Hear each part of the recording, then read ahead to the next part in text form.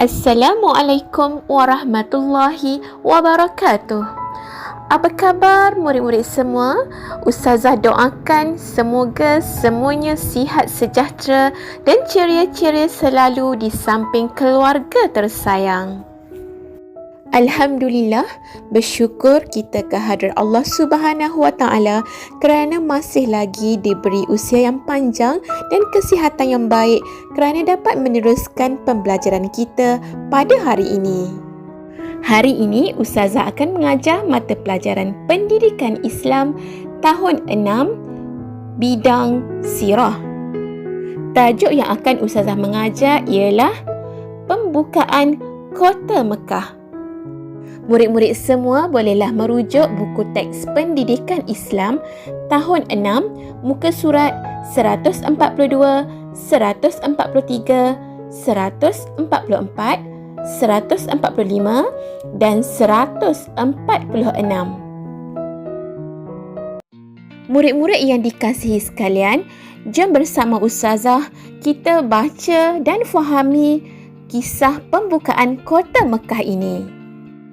Pembukaan Kota Mekah atau dikenali sebagai Fathul Mekah ialah peristiwa penting pembebasan Kota Mekah daripada pengaruh, amalan dan cengkaman jahiliah. Murid-murid sekalian, kita lihat latar belakang pembukaan Kota Mekah. Pihak musyrikin Quraisy di Mekah telah mengkhianati perjanjian Hudaibiyah yang dipersetujui mereka. Mereka telah membantu sekutu mereka iaitu Bani Bakr memerangi kabilah Khuzai'ah yang mengikat janji setia dengan pihak muslimin. Mengikut perjanjian Hudaibiyah, pihak musyrikin Quraisy dan pihak muslimin bebas membuat perjanjian dengan mana-mana pihak dan berlakunya gencatan senjata selama 10 tahun. Apabila Nabi Muhammad SAW mendapat berita ini, baginda memerintahkan kaum muslimin agar membuat persiapan untuk berangkat ke Mekah bersama-sama dengan Nabi. Baginda merahsiakan tujuan dan pergerakan mereka daripada pihak musyrikin Quraisy. Nabi melantik Kulthum bin Husain menjadi pengganti baginda di Madinah.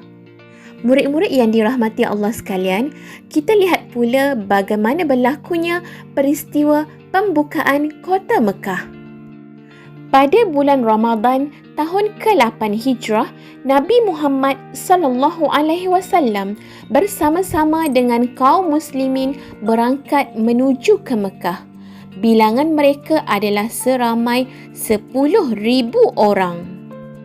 Setibanya di Marru Zuhrain, baginda memerintahkan kaum muslimin supaya membina khemah dan menyalakan obor api sebanyak yang mungkin. Tindakan ini menjadikan musyrikin Quraisy berasa gerun kerana menyangka bilangan mereka yang ramai. Setibanya di Zultuwa, Nabi Muhammad SAW telah memerintahkan kaum muslimin supaya masuk ke Mekah melalui jalan yang berbeza. Tujuannya untuk melemahkan kesatuan dan kekuatan musyrikin Quraisy di Mekah. Baginda juga mengingatkan mereka agar tidak memerangi musyrikin Quraisy kecuali apabila diserang. Kaum muslimin yang dipimpin oleh Khalid bin Al-Walid telah diserang tetapi akhirnya dapat masuk ke Kota Mekah. Dari Zultuwa, baginda masuk ke Kota Mekah dengan menunggang unta dan menundukkan kepala tanda merendah diri kepada Allah serta bersyukur atas nikmat kemenangan umat Islam membuka Kota Mekah. Baginda memberikan jaminan keselamatan kepada penduduk Mekah yang masuk ke rumah masing-masing, ke Masjidil Haram atau ke rumah Abu Sufyan. Jaminan keselamatan ini menyebabkan penduduk Mekah memilih keamanan daripada berperang dengan kaum muslimin. Apabila tiba di Baitullah, baginda melakukan tawaf dan memusnahkan 360 buah berhala yang ada di dalam dan di sekeliling Kaabah. Selepas itu, baginda berucap di khalayak ramai tentang kebebasan dan kemaafan yang diberikan kepada musyrikin Quraisy atas kesilapan yang lalu. Akhirnya, ramai dalam kalangan mereka bersetuju berbaiat kepada Nabi Muhammad sallallahu alaihi wasallam serta berjanji taat setia kepada Allah dan Rasul. Kawan-kawan, nak tahu tak siapa Abu Sufyan? Abu Sufyan ialah pemimpin Quraisy yang telah memeluk Islam. Kawan-kawan, nak tahu tak apa iktibar daripada peristiwa pembukaan kota Mekah ini? Jom bersama Aisyah. Aisyah akan terangkan kepada kawan-kawan iktibar daripada peristiwa pembukaan kota Mekah. Iktibar yang pertama ialah kita mestilah membuat perancangan dengan teliti sebelum melakukan sesuatu dan melaksanakannya dengan bersungguh-sungguh. Iktibar yang kedua, kita mesti mencontohi akhlak baginda yang tawaduk dan sentiasa bersyukur atas nikmat yang telah Allah kurniakan kepada kita.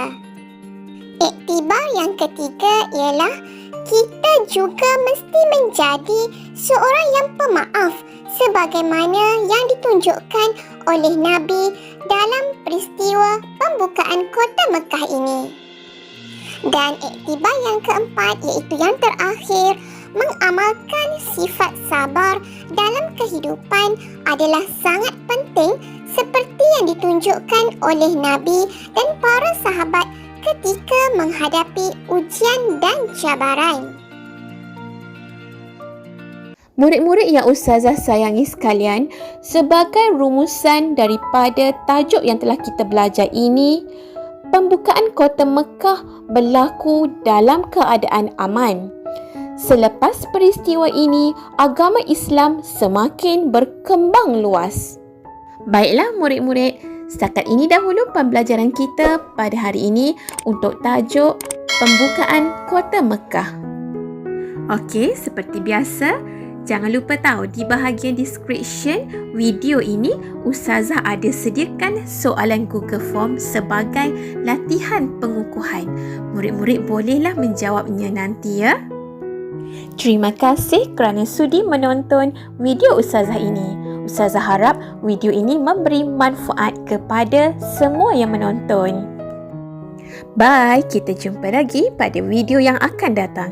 Assalamualaikum.